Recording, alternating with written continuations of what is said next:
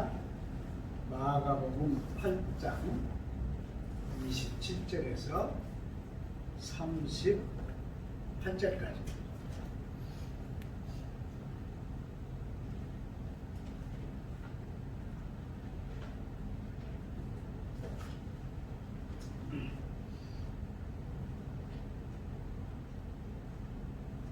예수와 제자들이 빌립보 가이사랴 여러 마을로 나가실새 길에서 제자들에게 물어 이르시되 사람들이 나를 누구라고 하느냐.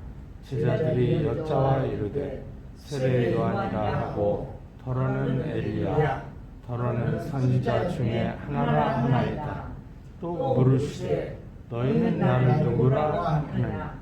베드로가 대답하여 이르되 주는 그리스도이시니라 하매 이에 자기의 일을 아무에게도 말하지 말라 경고하시고 인자가 많은 고난을 받고 장로들과 대제사장들과 서기관들에게 버림받아 죽임을 당하고 사흘 만에 살아나야 할 것을 비로소 그들에게 가르치시되 드러내놓고 이 말씀을 하시니 베드로가 예수를 붙들고 항변하매 예수께서 돌이키사 제자들을 보시며 베드로를 꾸짖어 이르시되 사탄아 내 뒤로 물러가라.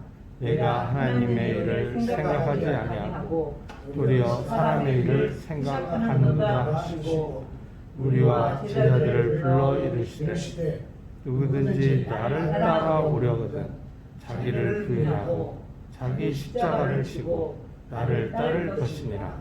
누구든지 자기 목숨을 구원하고자 하면 잃을 것이요 누구든지 나와 복음을 위하여 자기 목숨을 잃으면 구원하리라. 사람이 만일 온 천하를 얻고도 자기 목숨을 잃으면 무엇이 유익하리요. 사람이 무엇을 주고 자기 목숨과 바꾸겠느냐.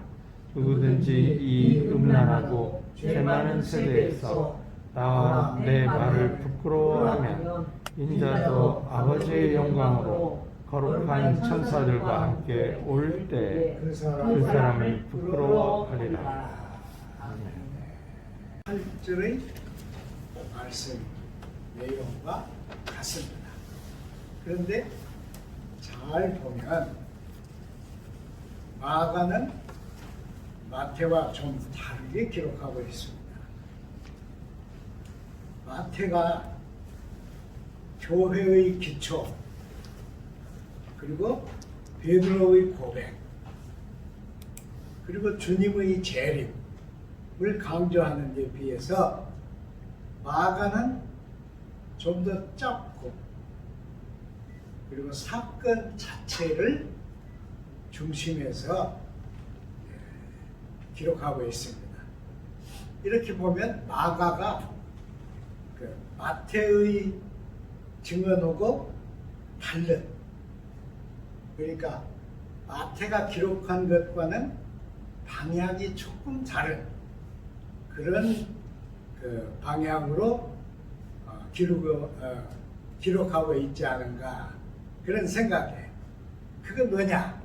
그건 마가가 볼 때 예수님이 예루살렘이나 갈릴리가 아니고 저 북쪽 국경지대인 단에 가시는데, 가이사랴 빌립보라고 그랬으니까 단에 가시는데, 마가는 특별히 여러 마을을 지나면서 예수님이 가르치셨다.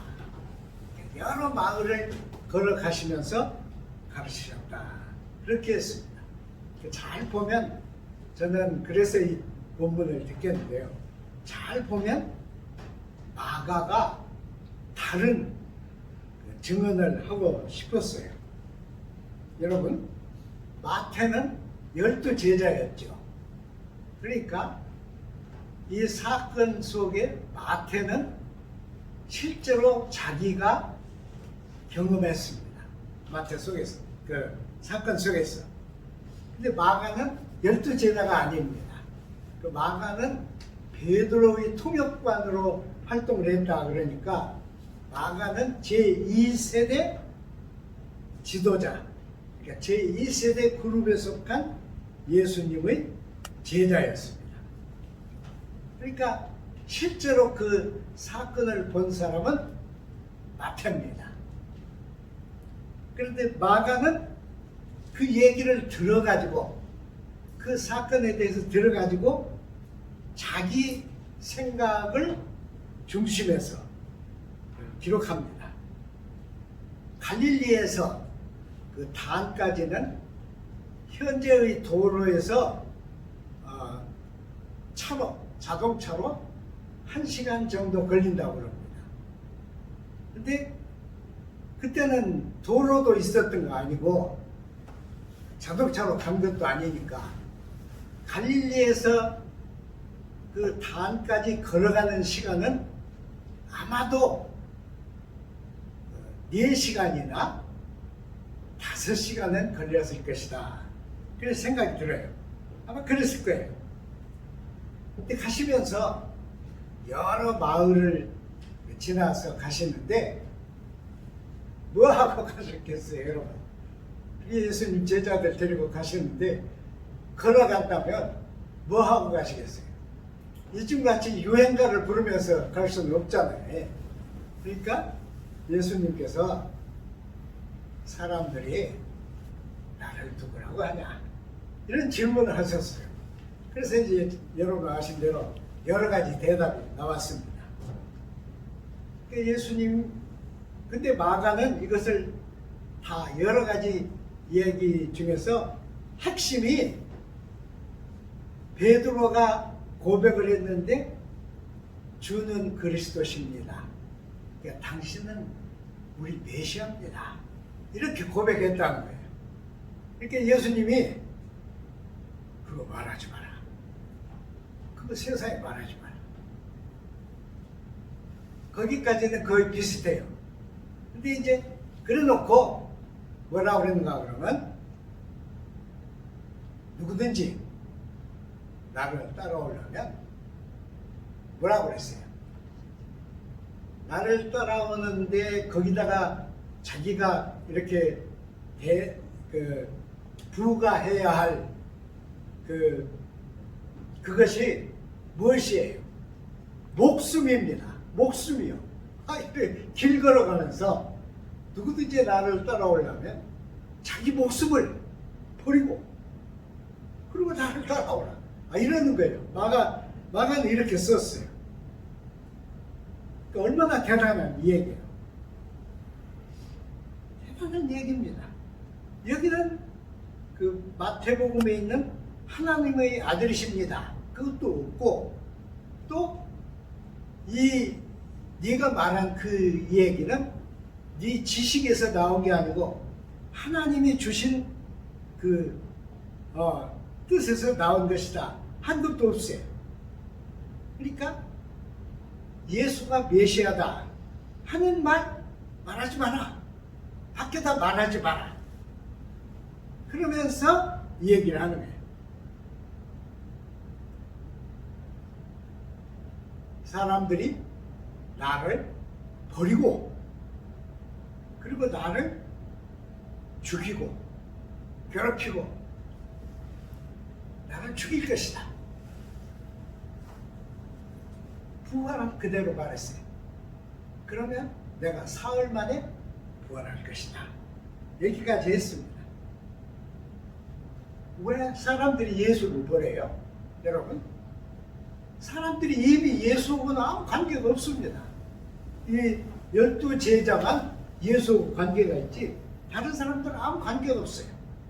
그러니까 다른 사람들은 예수에 대해서 아직 그렇게 대단한 관심이 없습니다. 똑같은 그 여호와를 믿지만은 성전 권위자들은 자기들이 만든 틀 안에서 여호와 하나님을 믿게 만듭니다. 그리고 성전 권위자들은 예수를 멸시하고 그리고 예수의 사람들이 가는 것을 막고 그리고 어떻게든지 예수를 없애려고 그럽니다. 그러니까 아주 다르죠. 그런데 왜 예수님이 이 장로들과 서기관들이 나를 버리고 그랬을까요? 버린다는 말이 무슨 뜻이에요? 예수님이 자기들에게 속였어요? 예수님이 성전에 안 속였어요. 성전에서 멀리 떨어져 미움받는, 그리고 멸시받는. 그런데 그들이 나를 버리고. 이상하잖아요. 보세요. 누가복음을 기록한 누가는 예수는 유대인의 그 아들이다. 그래서 낳은 지 8해 만에 1회 만인가요? 1회 만. 1회. 일주일 지난 후에 그래서 성전에 가가지고 결례를 행하고, 결례를 행했다. 그 말은 무슨 말이에요? 성전에는 12지파의 책이 있어요. 그 12지파 속에 또 그 밑에 우리가 인동장씨 그러면 그 밑에 옥산군파 무슨 파 그러잖아요. 그렇게 여러 파가 있는 것처럼 그 이스라엘 백성들 그 명부에 각 그러니까 12지파 밑에 지파들 패밀리들 대로 다 책이 있습니다. 그래서 거기다 다 기록합니다. 그러니까 성전에 있는 책에 기록된 사람들이 유대인입니다. 그리고 그들이 아브라함의 자손입니다. 그러니까 예수는 정식으로 유대인이고 아브라함의 자손입니다.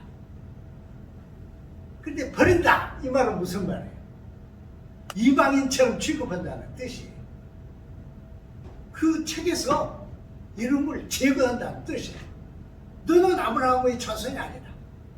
너는 여호와 하나님의 축복을 받을 자손이 아니다. 이렇게 한다는 거예요. 그래서 예수님이 나를 버리고 그런 겁니다. 나를 버리고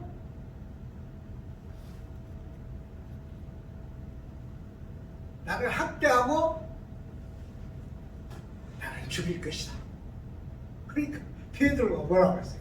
거기는 똑같아요. 베드로가 우리 새로 번역한 성경에는 항변, 그런데 그건 좀 항변이라는 말은 좀 그래요. 항변이라는 말 여러분 그렇게 쓰는 거 아니잖아요. 그러니까 그걸 제대로 이해하려면 예수님 말을 가로막고, 그렇죠? 예수님 말을 가로막고, 아니 선생님 우리가 이렇게 있는데 그런 말씀 마십시오. 아마 이랬겠죠. 우리가 있는데 무슨 말씀입니까? 아마 그러실 거예요. 제 생각에는 베드로는 어부였잖아요. 여러분 저는 군산에 와가지고 군산에서 어부를 배웠어요. 군산에 제가 나가가지고 다른 날 나가서 어부들이 조그마한 배에 이렇게 고기 잡아가지고 오잖아요. 그럼 거기서 일부러 막 그렇게 해봤어요. 미친놈같이. 많이 잡았느냐고 묻고 또 그렇게 여러 가지 그 성격이 있는 걸 해봤어요. 근데 어부들 무식해요.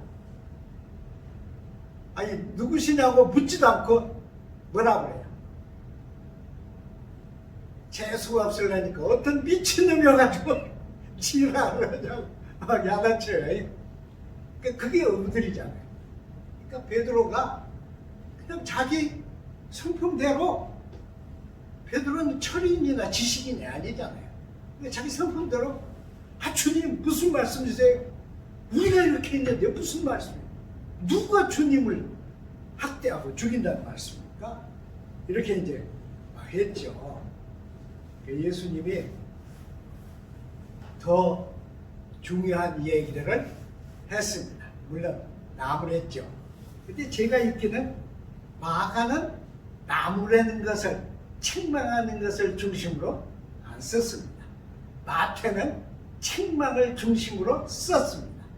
책망을 중심으로 쓰면서 마태는 더 중요한 더 중요한 교회, 그리고 하나님 나라, 그리고 미래, 예수님이 재림하실 것, 이런 것들을 쭉 썼습니다. 그런데 마가는 그렇게 안 했어요. 제자들은 예수님을 3년 따라다녔어요. 3년에 뭘 배울까요? 예수님은 제자들을 앉혀놓고 가르친 일은 한 번도 없습니다. 우리는 이렇게 교인들을 앉혀놓고 가르칩니다. 영어로 이 설교를 하는 자리는 풀핏이라고 합니다.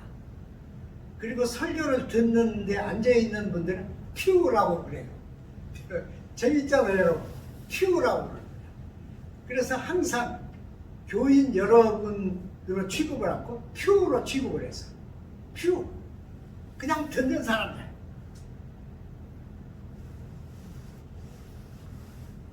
그냥 예수님 3년 따라다녔으니까 제자들이 하나님 나라를 거의 모릅니다.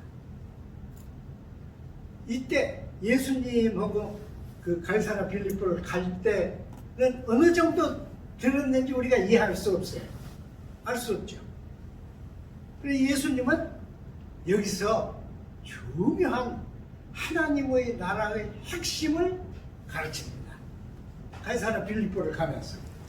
여러분, 우리는 수십 년 예수를 믿는데, 저는 예수 수십 년 믿고 신학교 가서 공부하고 또 학교 가서 공부하고 또 공부하고 교회 가서 막 시달리고 설교하고 그랬는데도 하나님의 나라를 잘 몰라요. 말하려고 그러면 제가 이렇게 설교를 하기 위해서 다 준비를 해서 써가지고 와서 말하는 채 해요. 근데 누가 갑자기 불쑥 묻는다면 하나님 나라를 뭐라고 말해요? 잘 모르죠. 그러니까 이 제자들도 아직 하나님 나라를 몰라요. 그래서 하나님 나라를 가르칩니다. 저는 제가 늘 그런 얘기, 저 자신도 교회에서 가르치는 사람이지만은 교회에서 가르치는 사람들이 혹 하나님 나라를 잘 알더라도 이 퓨에게 하나님 나라를 제대로 안 가르쳤다고 생각합니다. 제대로 안 가르쳤어요. 마치 공산주의자들이 지식인을 싫어한 것처럼 교인들이 하나님 나라를 잘 알면 목사가 어떻게 거짓말해요? 어떻게 이중적인 말을 할 수 있어요? 못하죠. 안 그래요?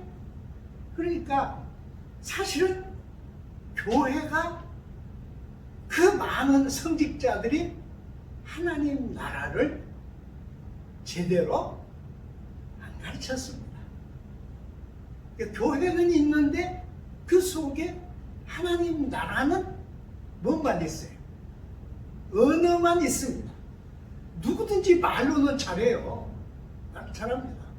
이쯤에 여러분 유튜브에까지도 설교자들 설교가 막 올라와요. 그래서 저는 일부러 다 들어보는데 다 잘해요. 다 잘해요. 어쩌면 그렇게 말들을 잘하는지 몰라요.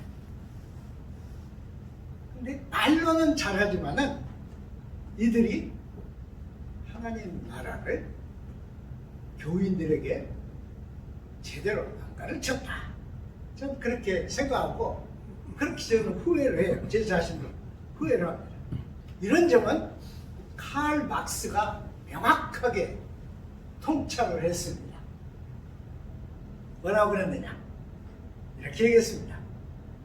예수는 하나님의 아들로서 인간과 신을 동시에 완벽하게 가지고 있었기 때문에 여호와 하나님보다 더 중요하게 되었다.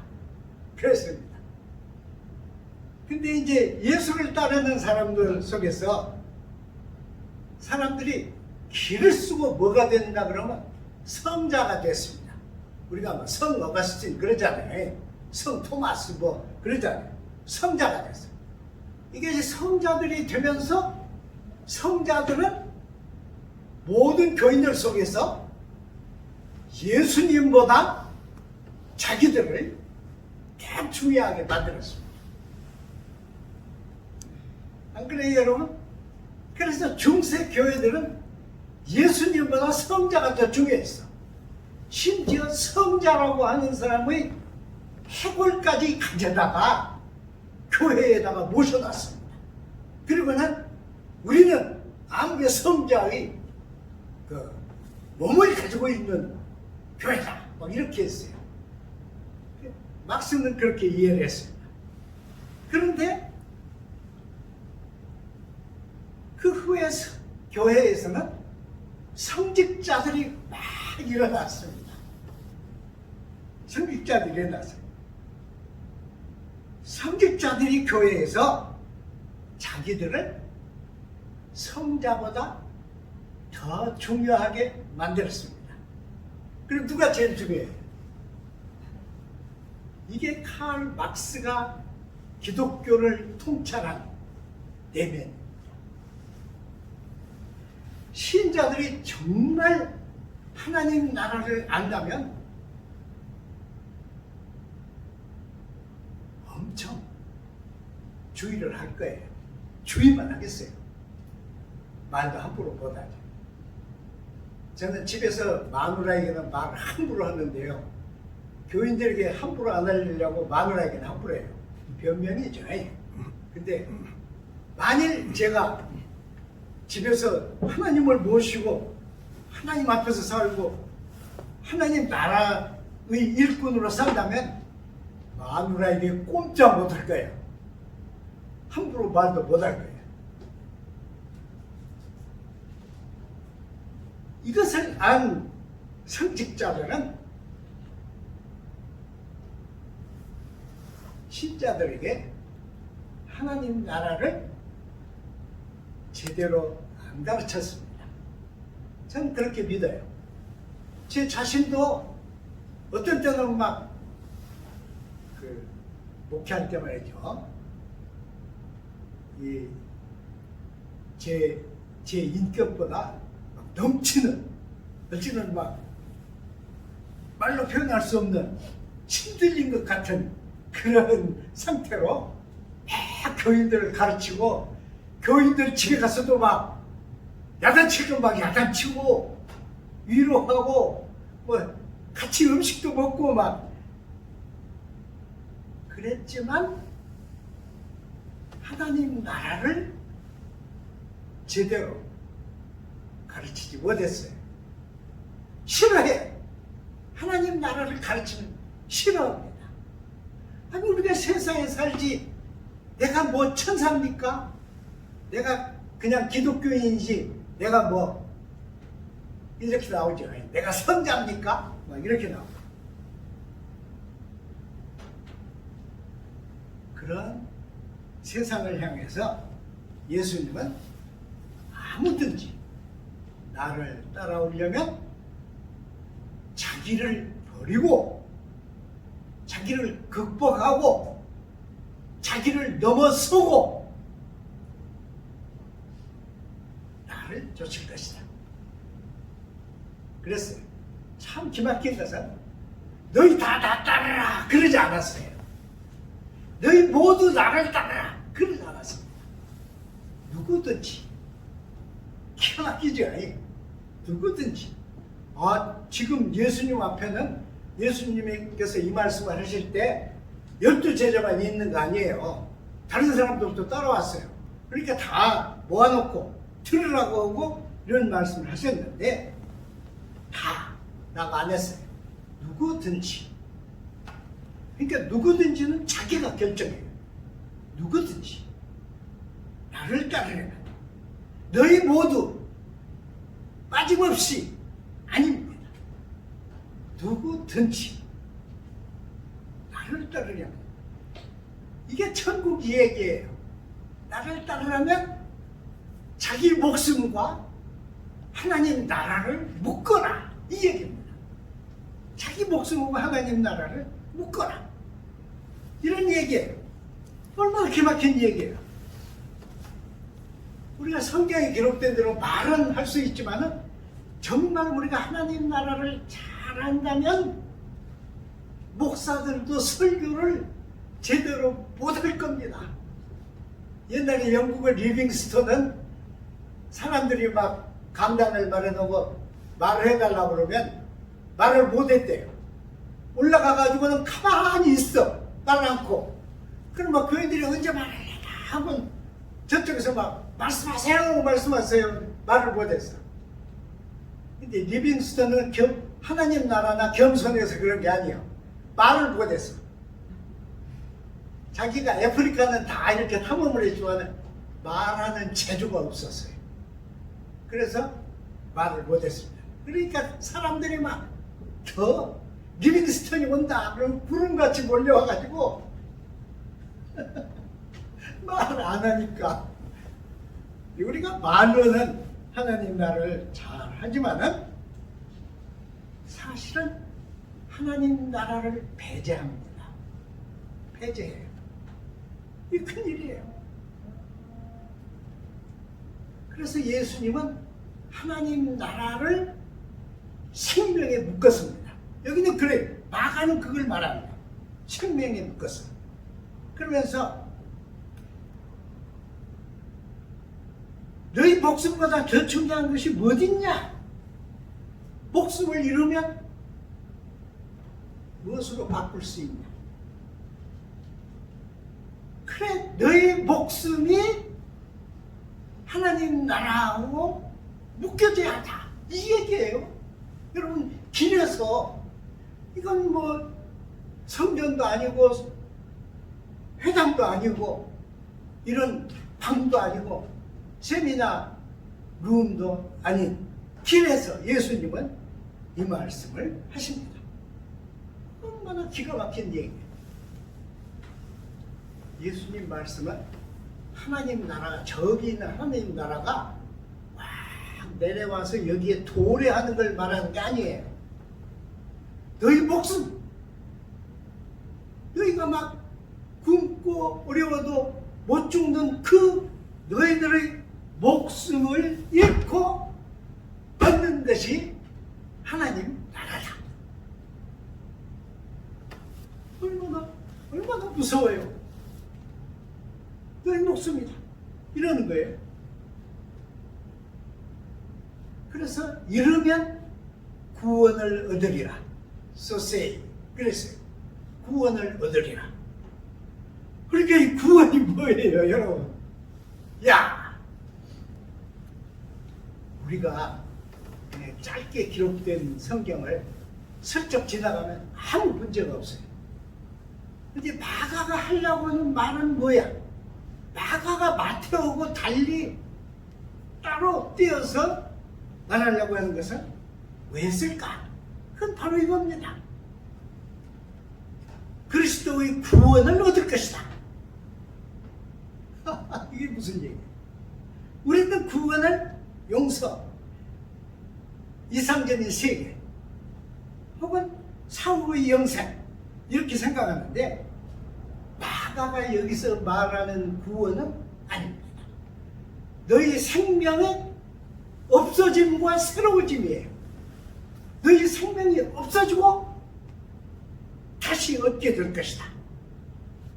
그게 맞다고 생각을 드는 것은 요한복음 3장을 보면 예수님이 그랬잖아요. 니고데모에 네가 거듭나지 아니하면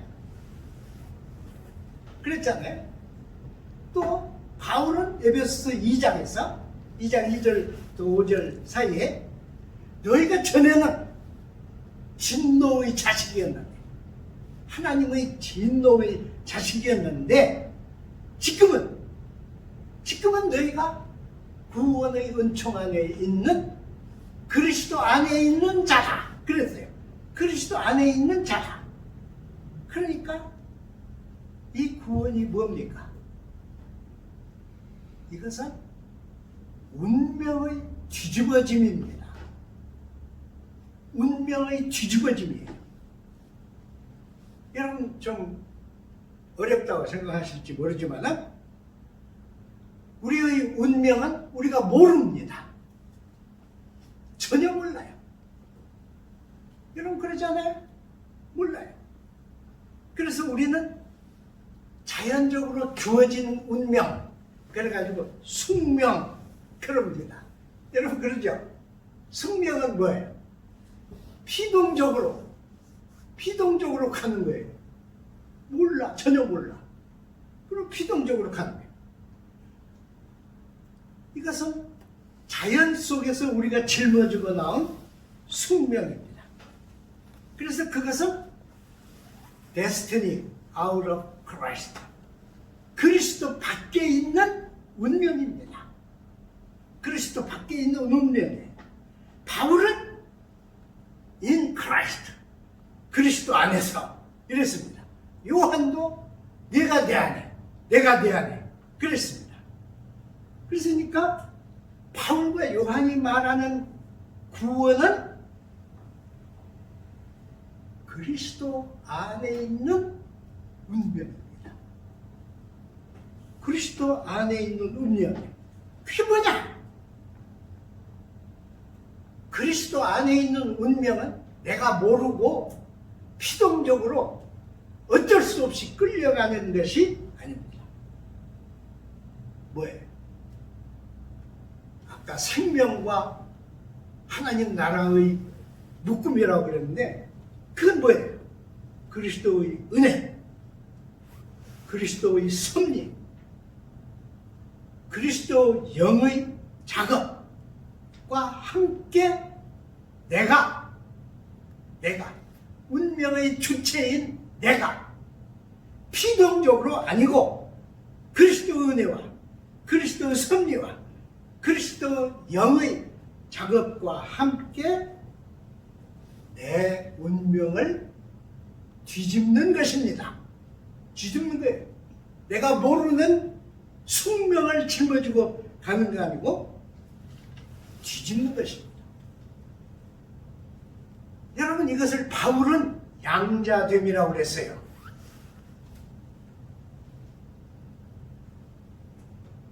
성경 한번 찾아보실래요? 로마서 8장 23절 250페이지 23절이에요. 이랬습니다. 이뿐 아니라 우리 성령의 처음 익은 열매를 받은 우리까지도 속으로 탄식하며 양자 될 것, 곧 우리 몸의 구원을 혹은 구속, 다른 데는 혹은 속량 그렇게 썼어요. 성경이 여러 다른데 우리 몸의 구원을 기다리느니라 그랬습니다. 기다린다. 그러니까 구원은 나 없이 저기서 그냥 예수님의 어떤 데서 이루어지는 게 아닙니다. 이것은 나 생명을 이루면 뭘로 얻겠느냐 그러지 않았어요. 그러니까 나예요. 나의 생명이, 나의 운명이 하나님의 능력과 합치하고 동행하는 것입니다. 이게 얼마나 중요해요. 사실은 마가가 하고 싶은 얘기는 이거였어요. 제가 보기에는 베드로가 설교를 할 때 마가의 몸속에 화살처럼 꽂힌 이것을 사람들에게 증언하고 싶었을 것이다. 그렇게 저는 이해를 합니다. 그러니까 구원은 그냥 우리 이상이나 신앙이나 영적인 세계에서만 이루어지는 것이 절대로 아닙니다. 구원은 하나님 나라와 나의 결탁입니다. 묶임. 하나님 나라와 나의 하나됨이에요. 하나님 하나가 되는 거예요. 우리가 사실 하나님 나라 잘 모르지만 그것이 바로 구원입니다. 이제 끝이 하겠는데요. 8장 38절을 보면 누구든지 이 음란하고 죄받은 세대에서 나와 내 말을 부끄러워하면 인자도 아버지의 영광으로 거룩한 처들과 함께 올 때에 그 사람을 부끄러워할 것이다. 그랬습니다. 부끄러움. 아이스컨대 라는 말은 불명예, 여러분 왜 남들이 욕하면 화나요? 불명예스럽잖아요.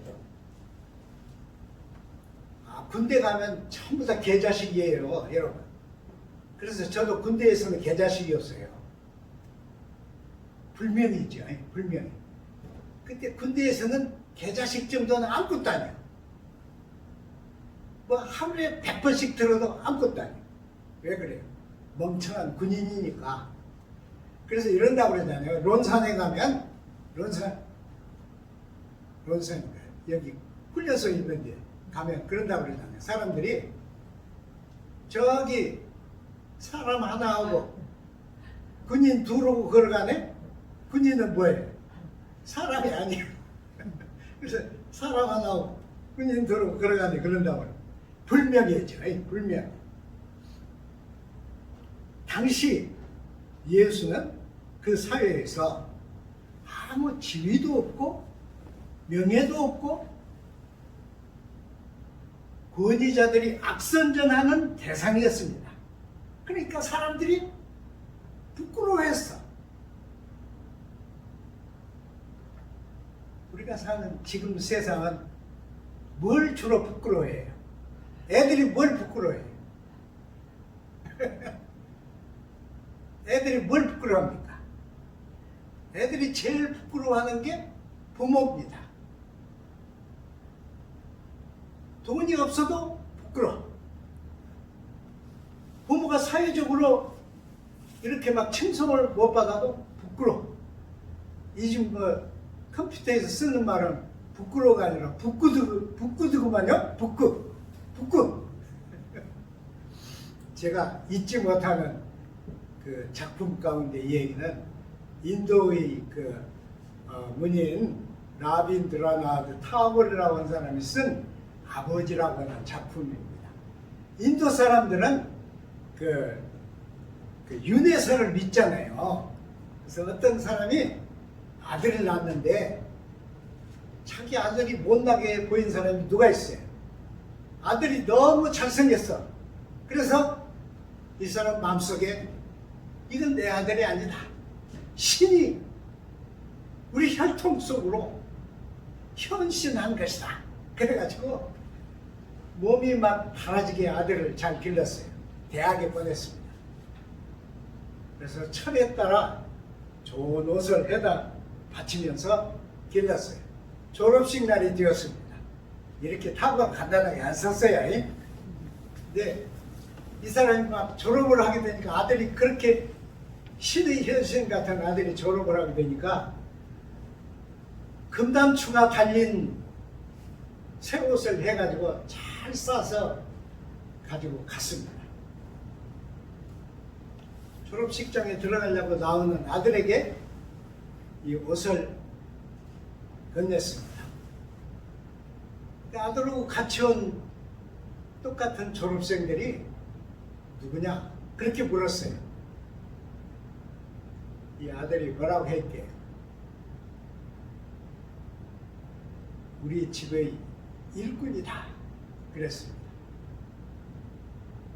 그 말을 듣는 이 아버지의 마음을 타고는 쓰고 싶었던 거예요. 우리 시대는 사람들이 부끄러워합니다. 돈을 달라고 할 때 돈이 없다. 그러면 왜 돈이 없느냐? 남들은 다 있는데 왜 돈이 없느냐? 그래서 부끄러워해요. 웃기죠? 문 무엇이죠? 그 사람은 안 부끄러울지 모르겠어요. 그러나 우리 시대는 앞에 간 사람들을 부끄러워합니다. 그걸 우리 신자로 끌고 오면 어때요? 우리는 아버지 하나님을 부끄러워합니다. 참 못된 시대가 되었어요. 누구든지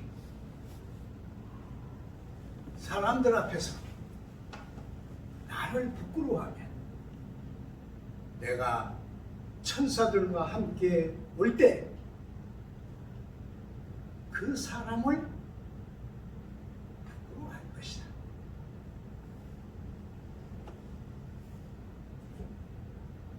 예수님에게 부끄러움이 되는 신앙인들이 누굽니까? 한국 교회의 신자들입니다. 우리는 이 신앙을 부끄러워해야 돼요. 우리는 이 잘못된 신앙, 하나님 나라가 없는, 구원의 실체가 없는, 믿음의 본분이 없는 이 신앙을 스스로 부끄러워해야 합니다. 신앙은 이런 것이 아닙니다. 신앙은 이런 신앙이라고 하는 이런 걸 위해서 그리스도께서 세상에 오셔서 십자가를 지신 것이 아닙니다. 내 생명과 하나님의 나라와 내 생명이 하나님 나라와 묶이고 내 새 생명이 그리스도 안에서 우리에게 주어지는 운명의 역전입니다. 이것이 구원입니다. 기도하겠습니다. 하나님 아버지, 우리가 100번, 1000번, 10,000번 설교를 하여도 그 설교는 공허한 것입니다. 주님의 말씀이 우리의 삶 속에서 실체를 입을 때 주님은 우리의 삶에 동참하시는 것입니다.